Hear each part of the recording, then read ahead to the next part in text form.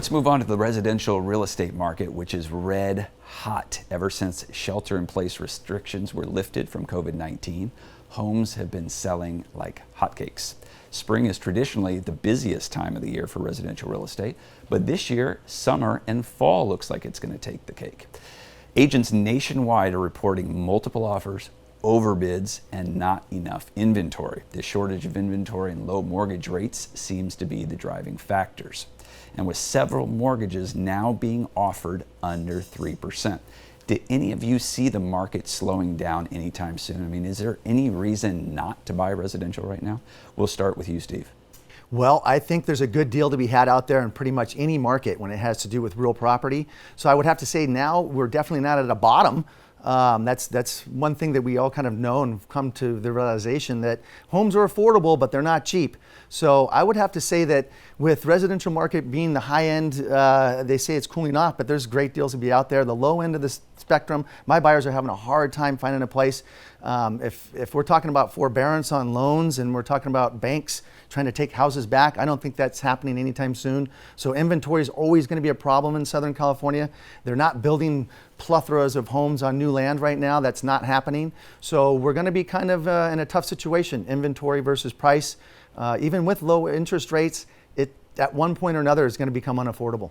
Yeah, and Southern California certainly is a unique market. Nationwide, I'm very curious to see what will happen in the years to come.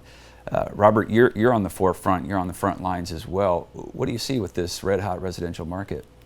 Well, we're getting challenged by many conditions surrounding the market. So we have the COVID condition, we have the elections coming up, and we have social unrest.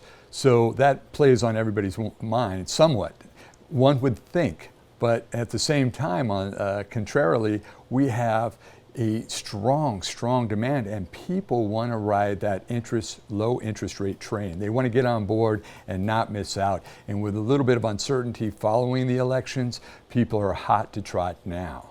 Now, some of the theories out there are that people have been locked up.